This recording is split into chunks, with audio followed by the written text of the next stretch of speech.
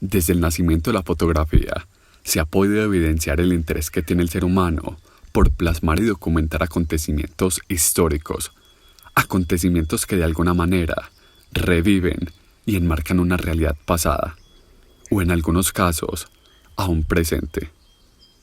La violencia, siempre tan cruda y despiadada, ha sido una de las principales cómplices del fotoperiodismo, mostrando hechos que por más dolorosos que sean, tenemos el deber moral y humano de conocer y hacer lo posible para que hechos como estos no vuelvan a suceder.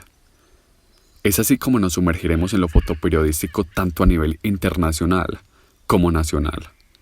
Veremos cómo el conflicto armado no impacta solamente a la población que la vive, sino también al fotógrafo que la presencia, y cómo de manera directa y al mismo tiempo sutil, la violencia influye en el desarrollo del arte y del cine colombiano.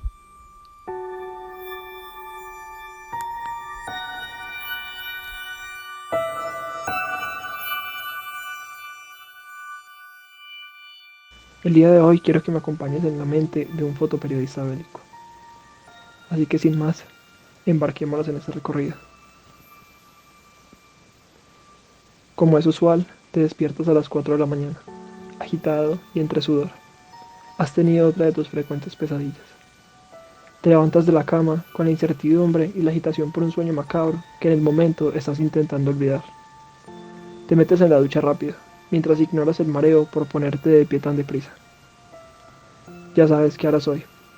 Sabes que debes presentarte lo más pronto posible en el cuartel. Tienes talento, lo sabes. Tu madre siempre te dijo que eras el mejor fotógrafo del mundo. Y quizás por eso siempre la llevas contigo a todos lados. Desayunas a medias y te vas. Llegas al cuartel, en donde posteriormente te enviarán al siguiente destino. Reclamas tu pase y no volteas ni a mirar a los militares. Son asesinos a sangre fría, que se diferencian de los demás por ser legales. Segadores de almas que posiblemente perdieron la suya hace mucho tiempo atrás. A medida que te vas alejando del cuartel con tu carnet de fotoperiodista, vas escuchando el retumbar de las balas cada vez más cerca. Tu piel comienza a erizarse, tu respiración se comienza a agitar y tus pupilas se comienzan a dilatar. Buscas refugio en tu cabeza. ¿Será así siempre? ¿Acaso la guerra no descansa? Te preguntas. Luego, eres forzado a salir de tus pensamientos por un momento. Llegas a tu destino y como un mal presagio analizas un largo suspiro. A lo que vinimos. Ubicado ahora en la posición que se te fue asignada, esperas pacientemente con cámara en mano. Esperas aquel momento. Esperas el momento. Ese instante. Tu instante.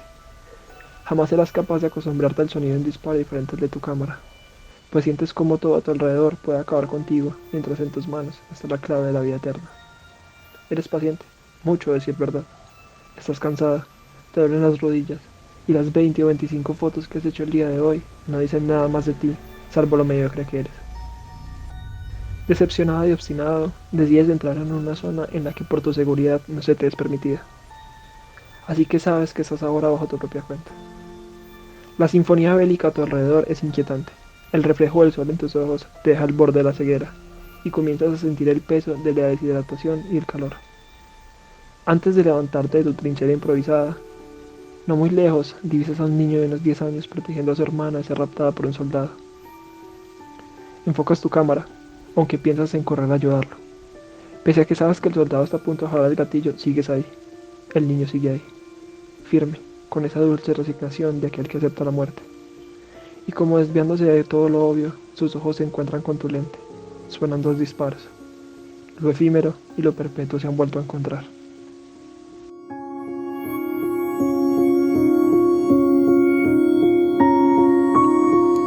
Para ilustrar un poquito más acerca del panorama y los sentimientos que albergan los fotoperiodistas bélicos, es importante no dejar atrás a Robert Capa, seudónimo que utilizó entre Erno Friedman y su esposa Gerda Taro, dos de los máximos exponentes en el siglo XX.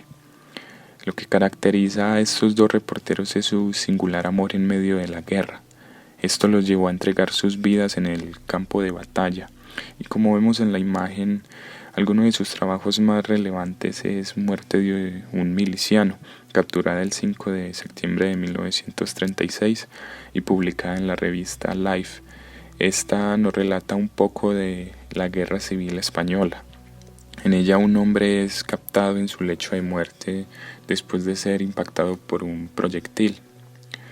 Asimismo, uno de los trabajos que cobraron más fuerza dentro de sus carretes fue Las 11 Magníficas, que como lo dice su nombre, expone 11 fotografías del día D en plena Segunda Guerra Mundial.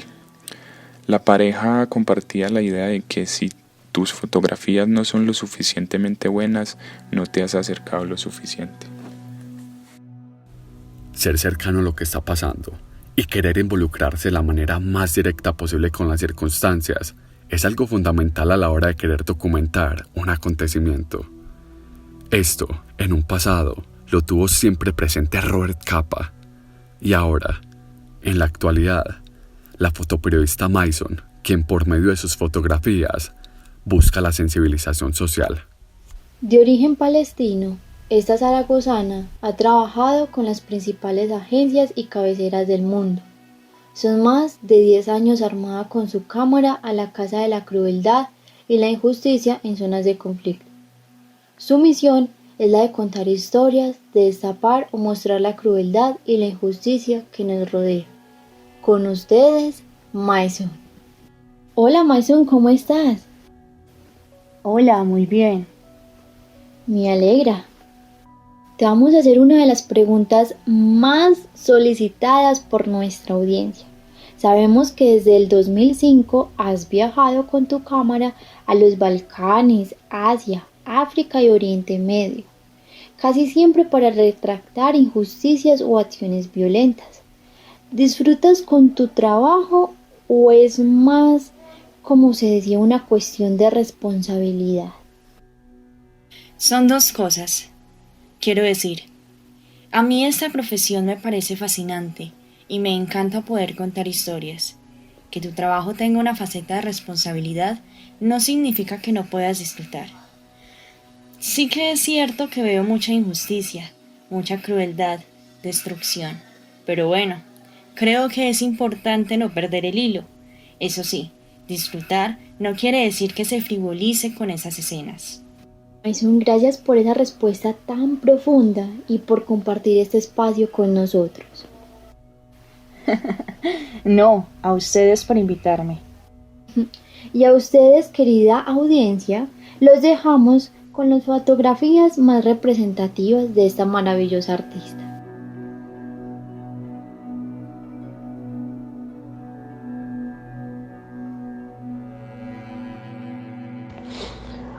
Moviéndonos a un espacio nacional, tocamos el Manual del Conflicto Colombiano, Violentología, un libro de Stephen Ferry. Este libro data de todo el conflicto armado en su mayor apogeo, data de la violencia, de cómo las FARC, todas las fuerzas armadas sufrieron, cómo los victimarios también vivían y sufrieron, y cómo las víctimas sufrieron no solo en la selva, sino también en los pueblos, en las ciudades. El libro y toda la exposición en general es cruda, porque con solo ver las caras de las personas entendemos el dolor y el sufrimiento porque cada persona tenía que pasar en ese momento. Y entre todo esto resalto que hablo de los indígenas, porque estos que estamos mostrando en pantalla son un grupo indígena arauco, y ellos tienen este sombrerito blanco porque representa la nieve de la Sierra Nevada de Santa Marta, y a ellos en ese momento les estaban sacando varias personas del territorio y las despojaban de sus pertenencias, es decir, de su sombrero y de su traje tradicional, y los mataban, los hacían pasar por civiles que no eran indígenas. Este fue el dolor más grande que pudieran haber pasado las comunidades indígenas en el momento.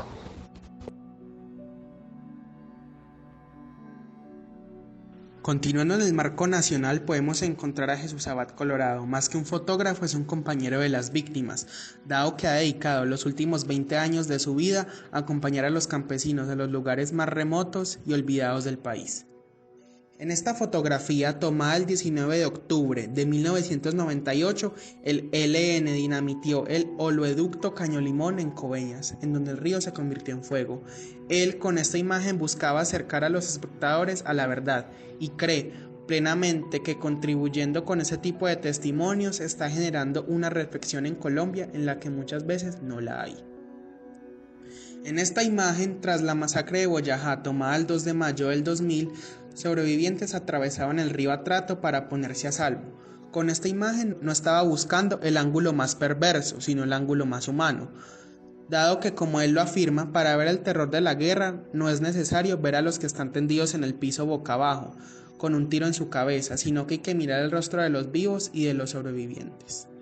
En esta imagen, Jesús Abad Colorado acompañó a la comunidad de paz de San José de Apartado tras una masacre perpetrada por paramilitares y considera que lo que le falta a Colombia para hacer un trabajo real de reconciliación con las víctimas es que Colombia es un país donde grupos cristianos, sectores de la educación y los partidos políticos deben construir un país que no solamente respete la vida en todas sus expresiones, sino los recursos públicos que son sagrados, y considera que la manera en la que su trabajo construye memoria en el país es que como periodistas son notarios de la historia de una sociedad, dado que son testigos, y que la construcción de la memoria no solo para hablar de los dolores y el conflicto, sino también tiene que hablar de muchas otras cosas para mostrar al país una realidad muy oculta.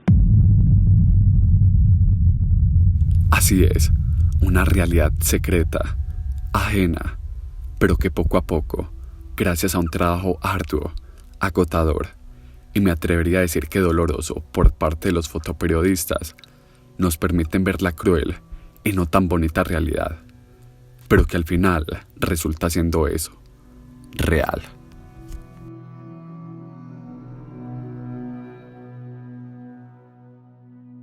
La realidad que se logra captar desde el lente de una cámara en manos de los fotógrafos que presencian la violencia suele ser impactante y devastadora. El fotógrafo, testigo de estos hechos, pone a prueba su código ético y moral, además de sus habilidades físicas al verse enfrentado a estas situaciones tan difíciles, y, como resultado, se ve afectado física y emocionalmente por estas. Este es el caso de Natalia Botero, fotoperiodista que por más de 20 años ha retratado a través de su lente hechos devastadores, producto del conflicto armado que ha vivido el país durante mucho tiempo. En este relato nos cuenta algunas de sus experiencias, cómo debe tratarse el dolor de las víctimas desde el ámbito fotográfico y parte de los principios éticos y morales que ha desarrollado a lo largo de su carrera como fotógrafa en un país como Colombia.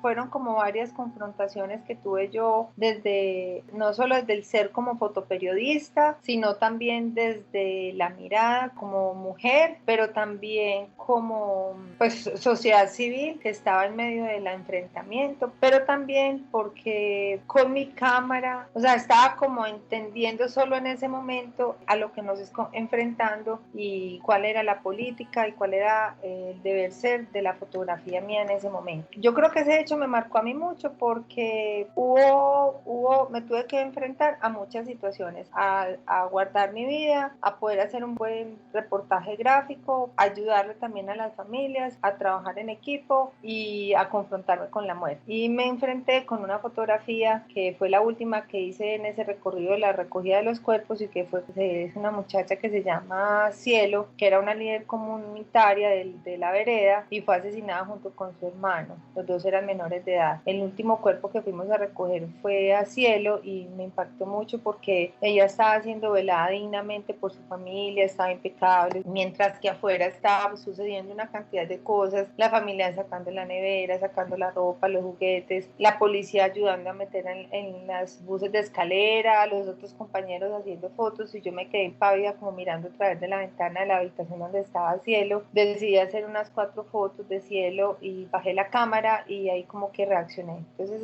ese momento fue como un llamado de atención, como unas circunstancias diversas que tuve en ese encuentro fotográfico también, y en ese cubrimiento, que me hicieron como reflexionar cuál era mi función, mi deber, por qué estaba ahí, qué era lo que yo estaba haciendo. El fotógrafo se construye en el tiempo, no solo desde su propia mirada, sino también desde su posición política, desde su criticidad, desde su ejercicio en el hacer, desde confrontar cada día cada una de las historias y de empezar a entender que el otro que está frente a la cámara es una vida, es un relato, es una persona de carne y hueso que también se intimida, que siente miedo con la cámara, que se bloquea o que quiere contar mucho o no quiere contar, y porque también cada uno vive el dolor diferente. O sea, la función del fotógrafo es emprender un diálogo de complicidad con ese otro hasta donde ese otro lo permite, y esa complicidad es el juego de dejarse fotografiar, de dejar llegar, de entrar, y no sentir frustraciones del fotógrafo porque no se dejaron fotografiar o porque no hubo fotografías en ese momento. Es más valioso para un fotógrafo poder tener una larga charla con ese otro para tener elementos narrativos posteriormente y construir entonces la propia mirada y construir entonces ese relato visual que va a hablar de las historias de vida de los otros. El dolor no es un tema fácil de tratar, porque el dolor también es el dolor del otro. Entonces, pretender que uno está interpretando el dolor del otro es difícil, y también es complicado decir que es que yo estoy construyendo tu dolor o estoy haciendo memoria de tu dolor, porque es que el dolor es único y no se comparte. Solo el deseo de compartirlo hace entender el dolor del otro. Pero entonces, cuando uno está trabajando en situaciones extremas como fotógrafo, el fotógrafo está llamado y está obligado a entender los silencios del otro y acercarse al dolor. El otro me va a dejar o me va a permitir hacer o no hacer fotos. Ahora, uno como fotógrafo también puede interpretar el dolor,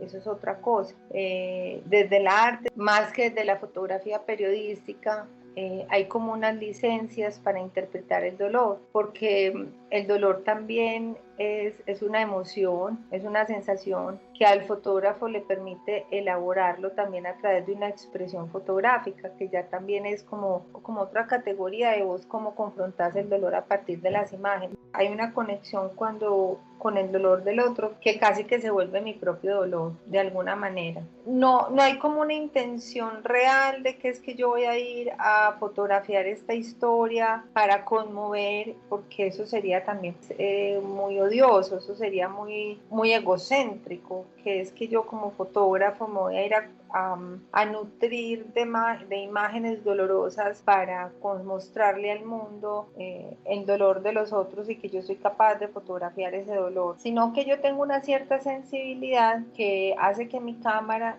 mi presencia y mi lente se vuelva silencioso y se vuelve cómplice del otro. Se me ha propiciado que mi trabajo ha sido un trabajo silencioso, prolongado en el tiempo, y eso me ha permitido vivir todo tipo de emociones con los otros, desde las alegrías hasta el dolor. Lo que pasa es que la mayoría de las historias que marcan mi trabajo son historias de ausencia, son historias de pérdidas, son historias de abandono. Entonces, obviamente son historias que están trazadas por la línea del dolor, pero yo no creo que sea necesario fotografiar a una madre llorando para poder entender que esa madre tiene dolor, y mostrar esas fotografías para contar el dolor. El dolor también uno lo puede narrar, como yo les dije ahora, con detalles o con cosas pequeñas que pueden ser más dolorosas aún mismas que el mismo sentimiento de la madre o de los...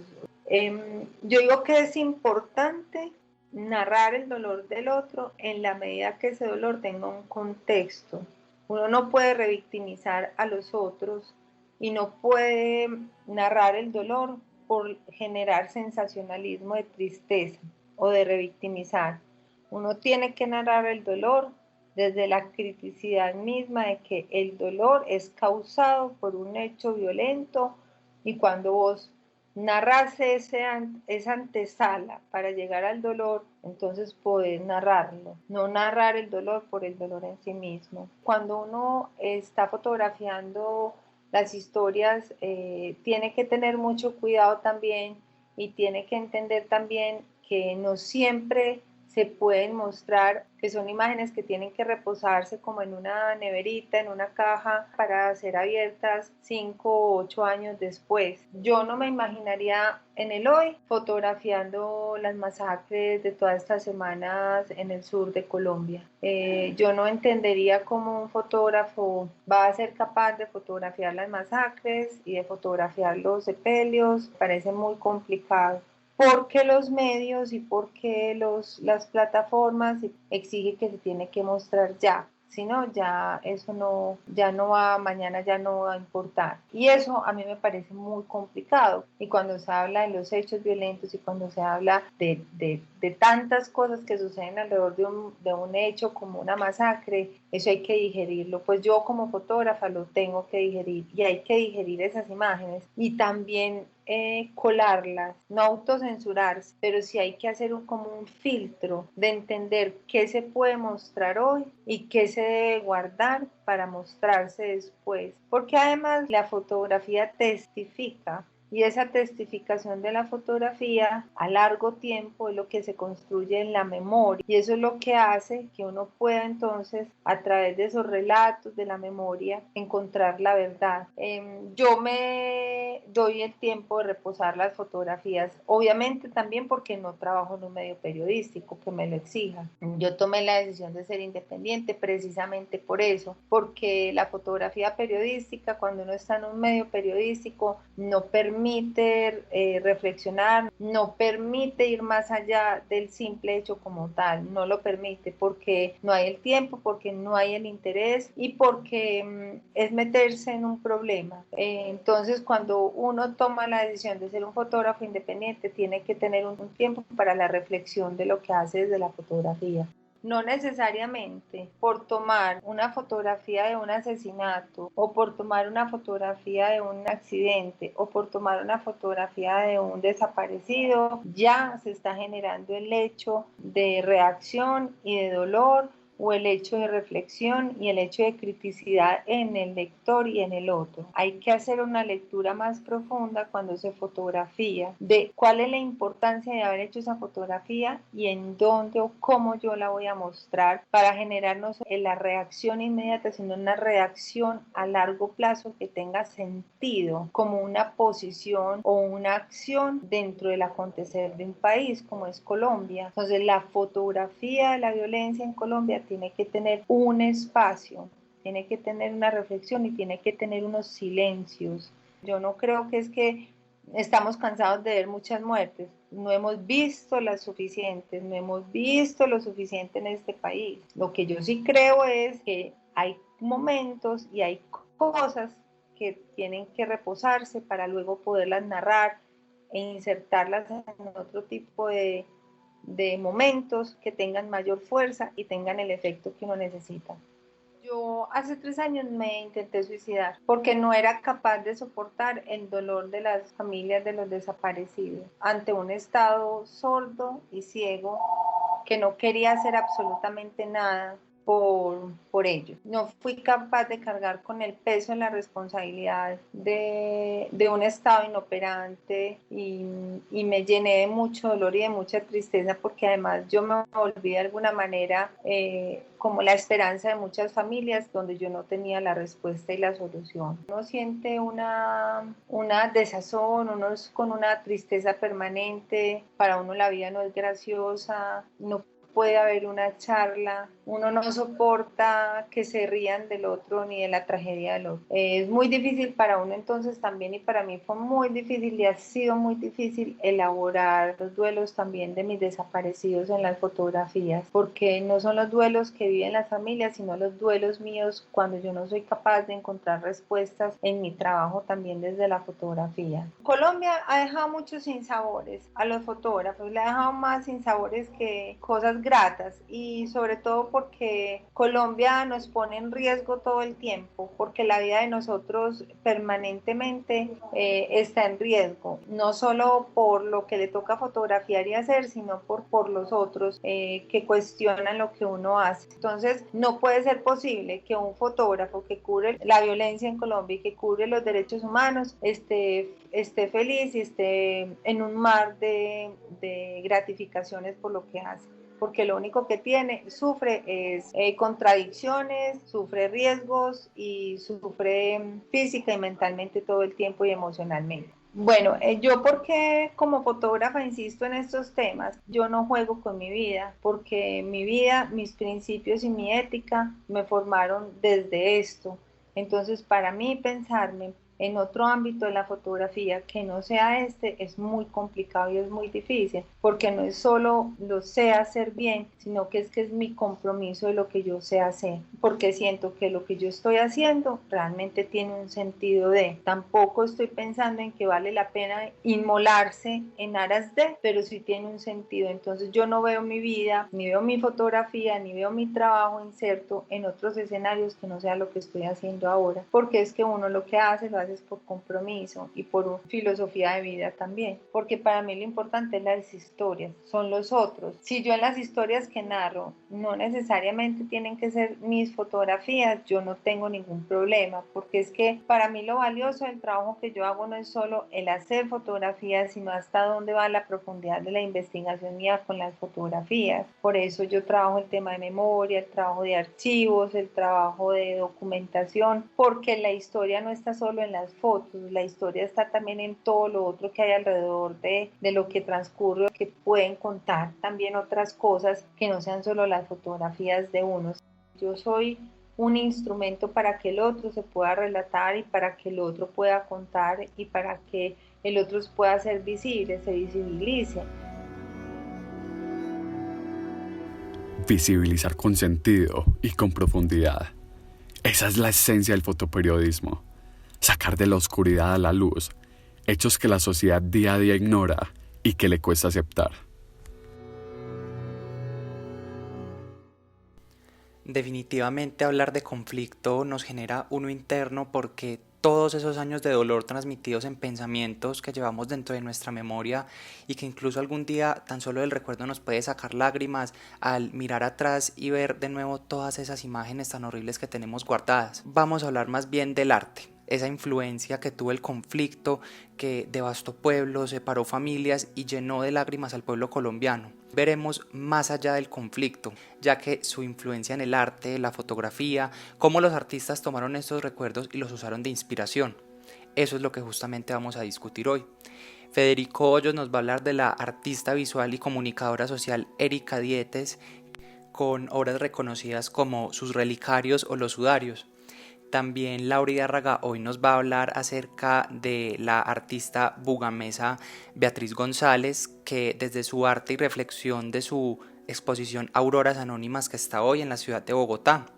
Y también al final de esto tenemos a Susana Katich, que nos va a hablar acerca de Juan Manuel Echavarría, este fotógrafo paisa que a través de sus años retrató los restos del pasado, y a través de su arte y la memoria hoy podemos ver que son los restos de este conflicto que estuvo tanto tiempo presente en nuestra memoria. Así que sin más preámbulo, aquí está cómo el conflicto colombiano influyó en toda esta memoria, todo este trabajo de los artistas propios de nuestro país, que hoy retratan todos esos años de violencia y de dolor, mostrando que el arte también tiene cabida en Colombia. Indudablemente, la obra de Erika Dietes ha contribuido a la preservación de la memoria de las víctimas del conflicto armado colombiano. Dietes ha mostrado un profundo interés en representar temas de la vulnerabilidad humana como el dolor, la enfermedad y el duelo. Sus trabajos denuncian la violencia y ennoblecen la vida. Permiten entender el dolor del otro para dignificar el propio. El motor de su trabajo radica en la intimidad del duelo y no en el horror de un grupo armado. Desde 2005, Dietes viene trabajando directamente con víctimas de la violencia. En ese año publicó su obra Silencios, un tributo a los sobrevivientes del Holocausto judío que rehicieron su vida en Colombia. 3 años más tarde, expuso su obra Río Abajo. No se trata de unos cuerpos en el río o la violencia, sino de la voz de los dolientes enunciando a sus desaparecidos, mediante una creación estética en la que se sienten representados, honrados y respetados. En palabras de Dietes, los ríos de Colombia son los cementerios más grandes del mundo. En 2011, publicó la obra Sudarios, la cual tiene como protagonista a un grupo de mujeres que presenciaron el asesinato de sus seres queridos. Representadas en enormes retratos impresos en seda fina, esos semblantes componen una especial colección de primeros planos que solo el dolor puede producir. Una foto tras otra, gesto por gesto, hasta capturar ese instante en el que el rostro tomaba esa forma descarnada de los recuerdos que se esconden en ese rincón oscuro del dolor que no cesa. Su obra Relicarios, publicada en 2016, es para Erika una consecuencia lógica y natural de los trabajos anteriores. Le tomó más de 7 años. Es una serie de objetos encapsulados en más de 100 bloques dorados que conforman una especie de cementerio de ámbar. Una conmovedora colección de piezas para que las víctimas que han perdido a sus seres queridos por desaparición forzada en el horror de la guerra puedan conservar su memoria a través de los objetos que alguna vez les pertenecieron, que alguna vez tocaron y atesoraron, y que todavía los esperan o dejaron de esperar. Para Dietes, el dolor no es una simple estadística, sino una fractura de la existencia que necesita de una elaboración simbólica que solo puede expresarse mediante el componente sensible de las artes. El dolor, sentimiento que lamentablemente predomina en el país, tiene grandes impactos sobre las personas. Para Erika Dietes, el arte es la única manera de expresar y simbolizar el dolor. Asimismo, Beatriz González asegura que el arte debe proyectar sentimientos, debe cumplir una función en la sociedad. Beatriz González es una artista colombiana, pintora, historiadora y crítica de arte santandereana, nacida en Bucaramanga en 1938. Es la artista más destacada del país y su arte trata asuntos relacionados con el entorno histórico y cultural colombiano. Yo quise ser una artista transgresora, romper los límites. Yo quería ser muy original y que nada de lo que yo hacía lo hicieran otras personas. Entre sus obras más reconocidas está Auroras Anónimas, que la describe como una manera de honrar a las víctimas del conflicto armado en Colombia. Beatriz González intervino en los columbarios del Cementerio Central de Bogotá, pintando 8.957 lápidas que no tienen ni nombre ni apellido. Lo que yo sentí es que las auras de toda la gente que han matado, de todas las víctimas, estaban flotando ahí, ¿no? Entonces había que sellarlas. Las nostálgicas imágenes que usó muestran siluetas negras de soldados y campesinos cargando cadáveres de víctimas de la violencia, y asegura que esta obra no tiene fecha de vencimiento, pues tiene una utilidad de memoria. Además, ofrece un espacio para que los que quieran puedan hacer su duelo a través de su arte. El arte es muy misterioso, porque el arte puede causar alegría, puede causar tristeza. Las obras de arte en particular deben proyectar unos sentimientos, de manera que la obra de arte cumple una función en la sociedad, sea para alegría o sea para reparación. El Consejo Nacional de Patrimonio declaró esta obra como Patrimonio Nacional, un gran ejemplo de que con el arte se pueden tocar muchas fibras y enorgullecer a todo un país. Beatriz González se convirtió en el ícono del arte en Colombia y por su excelente trabajo ha logrado estar en los museos más importantes del mundo, pues han sido 6 décadas pintando e impactando al mundo, y según ella, pintará hasta su último día. Eternidad. Esa podría ser una definición de lo que es el arte, pues aunque pase el tiempo, increíblemente siempre logra trascender. El poder del arte en la sociedad es inmenso. Sin embargo, una de las principales dificultades que enfrenta es sobrepasar la frontera de la impasibilidad. ¿Será que el arte es capaz de ayudar a romper la indiferencia? porque yo lo que pienso en nuestro país es que en estas grandes ciudades como Bogotá, la guerra fue lejísimos. O claro, nos enterábamos, pero creo que había algo de eso en el imaginario colectivo nuestro. Esa separación tan profunda que hay entre lo urbano y lo rural. Y a mí lo que me interesa es salir de mi estudio en Bogotá, ir a estas zonas que vivieron la guerra durante años y más años. Y allí conocer no solo la geografía de la guerra, más importante, a los campesinos que la vivieron y escuchar sus historias. Juan Manuel Echavarría, artista visual, ha recorrido junto a su equipo la Colombia desconocida del conflicto durante 20 años. Un sufrimiento más allá de las márgenes del país y una indiferencia en las grandes ciudades. Reflexionar, abrir el corazón y sentir el horror de la guerra. Las fotografías llevan al espectador por esos caminos, a conocer la historia de quienes han vivido de cerca el conflicto, a ver los hechos violentos a través del escudo del arte para no petrificarse. El horror se muestra de una manera más indirecta para que nos conmueva. A través del arte, visibilizar lo invisible, las huellas y los trazos de cómo la guerrilla se tomó la educación como víctima de la violencia. Un silencio corre por los Montes de María, las escuelas abandonadas por la guerra, habitadas por los campesinos, y detrás de estos tableros está la masacre, la memoria de unas lecciones militares, una realidad. Lo bonito es estar vivo, una frase desvanecida en la memoria del desplazamiento forzado. Obras estrechamente ligadas al contexto del conflicto armado se transforman en el propio conflicto, permanentemente abiertas a la construcción de sentir. Exhibir la geografía agreste, mágica, estigmatizada y damnificada por la guerra para conocer a las personas que la habitan, sus historias de vida y cómo la confrontación ha tenido una influencia importante en su desarrollo como individuos y comunidades.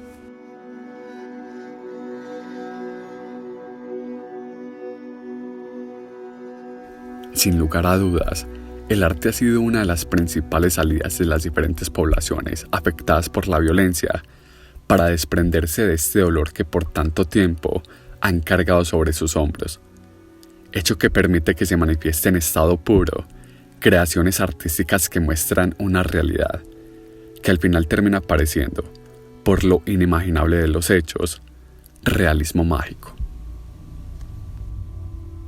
Es así como poco a poco, Colombia, por efectos colaterales debido a la violencia que tanto la agobia, se va volviendo cuna del arte, producto de su reflexión alrededor del conflicto.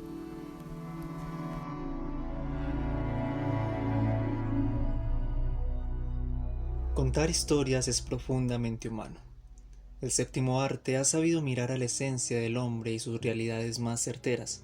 Ha logrado captar el áurea de los sentimientos más profundos y transmitir sensaciones con la posibilidad de la imagen. El cine es memoria. Es el sentir de la historia y de los que navegan en ella. El cine de Colombia ha cavilado sobre sus dolores y heridas. Ha transmitido realidades cercanas a las personas a través de la ficción que no supera la realidad. El conflicto ha sido retratado en el cine nacional con la impresión con la que marcó la memoria de los habitantes. Es por eso que desde sus obras se puede vislumbrar el pensar de un pueblo, el intento por hacer memoria, hablar sobre su realidad y formar conciencia sobre sus problemas. A continuación, expondremos 8 obras que abordan el conflicto colombiano hecha con las manos de sus hijos y con los corazones que lo han presenciado. Cóndores no entierran todos los días, dirigida por Francisco Norden, es una película de 1984 basada en el libro homónimo de Gustavo Álvarez Gardiazabal. Este filme explora los inicios del mayor antecedente del conflicto armado colombiano, desencadenado por el asesinato del caudillo liberal Jorge Eliezer Gaitán.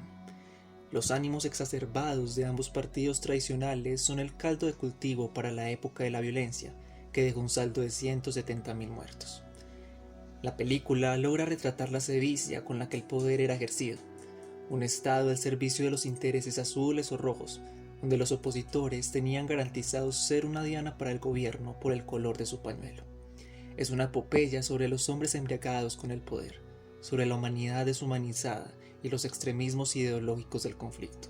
Una radiografía a la Colombia de mediados del siglo XX que aún no aprendía a ser una sola nación. La última trinchera. Este documental, dirigido por el periodista bogotano Ramón Campos Iriarte, data acerca de la experiencia de su abuelo Rafael Iriarte, un hacendado de Bogotá que es secuestrado en 1988 por el Ejército de Liberación Nacional, el ELN. 9 meses fue el tiempo en que Rafael estuvo en cautiverio, registrando sus experiencias en medio del papel que permaneció guardado durante 3 décadas. No obstante, su nieto Ramón, que es un periodista enfocado en temas de trabajos de conflicto social y medio ambiente, recrea un documental en honor a su abuelo gracias a la libreta que encontró años más tarde. Allí podemos evidenciar los relatos de una historia de la guerra por parte del ELN, la última guerrilla de las Américas de campaña armada contra el gobierno. Es el reflejo de las transformaciones del país que hacen comprender las vivencias actuales de los guerrilleros, los cuales comparten las causas, los actores y las consecuencias de una guerra de más de 50 años. Es la muestra de la sensibilidad de un grupo que se reconoce por el terror en estas tierras, pero que tallan sus ideales y sueños en un mar de esperanzas para una nueva Colombia, esa que ha sido desamparada y que busca igualdad y justicia por sus marginados. La Sirga. La violencia política en Colombia ha sido una tormenta de amenazas que ha dejado en abandono y delirio a muchos de nuestros colombianos. Asumir la construcción de la vida luego de estar quebrada por las hazañas de la guerra es una labor interminable para las víctimas que asumen un dolor silencioso. La Sirga, que es dirigida y escrita por William Vega y cuya protagonista es Yoji Seudín con el papel de Alicia, expone los recuerdos traumantes de una guerra que la ha dejado en medio de la sombra con la destrucción de su aldea y la pérdida de su familia. Esta joven de 19 años decide comenzar una nueva vida con su tío Oscar, un hombre solitario que sobrevive en medio de un hostal en ruinas en las altas tierras de los Andes. Ella busca la supervivencia. Alicia recibe hospedaje de su tío a cambio de una ayuda para componer la sirga y transformarla en un hostel en servicio de los turistas. Sin embargo, la adolescente tendrá que lidiar con otro tipo de conflictos en la cotidianidad de las labores, tales como las insinuaciones o el deseo sexual de los hombres locales por ella. Los colores de la montaña es una película que nos muestra la situación de las personas que viven alejadas de las ciudades. Este filme, dirigido por Carlos César Arbeláez y estrenado en 2011, enseña una realidad muy cruel, de la que a muchos se nos ha hablado, pero pocos hemos vivido. Los protagonistas de esta película son Manuel, Julián y Pocaluz. Ellos tres son niños que habitan junto a sus familiares en las montañas, pero día a día tienen que vivir con un terrible conflicto, ya que están en medio de una sangrienta batalla entre los guerrilleros y los paramilitares, en donde los campesinos son el daño colateral. Esta obra nos enseña que estas personas, que no quieren tener nada que ver con estos enfrentamientos, son las que más sufren, porque estas son las verdaderas víctimas del conflicto armado en Colombia. Podemos ver cómo la falta de conciencia y de comprensión se traduce en muchas muertes de inocentes y en una gran cantidad de desplazados. Estas personas han tenido que ver cómo les arrebatan a sus seres queridos y cómo les quitan todo lo que tienen, para luego tener que empezar su vida desde cero en un lugar que poco o nada conocen. Un asunto de tierras. Este es un documental realizado por Patricia Ayala y salió al público en el año 2015. Este largometraje nos muestra los primeros momentos luego de la aprobación de la Ley de Restitución de Tierras en Colombia, realizado durante la presidencia de Juan Manuel Santos. Sin duda alguna, las imágenes que se muestran en este documental son muy dolorosas. En primer lugar, nos muestran cómo fue el proceso para aprobar esta ley, y aunque al final parece que todos estaban de acuerdo con esta, todo no quedó solucionado en ese momento. De hecho, aún faltaba mucho por realizar. En este documental se muestra el punto de vista de las víctimas, a quienes les arrebataron sus tierras, pero aún deseaban recuperarlas. Estas víctimas estaban felices de poder recobrar lo que habían perdido por culpa de la violencia. Sin embargo, con el tiempo se dieron cuenta que era imposible que les devolvieran todo lo que perdieron. Muchos pasaron por pruebas y aún guardaban dolor y rencor. Otros aún tienen dificultades para que se les reconozca el terreno que les pertenece. Y también están los que no tienen a dónde volver inmediatamente, como por ejemplo los antiguos habitantes del corregimiento de Las Palmas, ubicado en Bolívar, ya que este terreno quedó completamente devastado por la guerra y será muy complicado restablecerles todo de la misma manera en la que estaba en el pasado. Alias María, una producción dirigida por José Luis Rugeles. Oscuro Animal, una producción dirigida por Felipe Guerrero. Ambas películas nos muestran una parte de la violencia en Colombia, una violencia que ha sido producida especialmente entre las FARC y los paramilitares, las autodefensas. Una violencia que está casi que especialmente excluida a las zonas rurales de Colombia. Casi que en las ciudades no se ve. Las dos películas se concentran en la violencia desde el punto de vista de la mujer.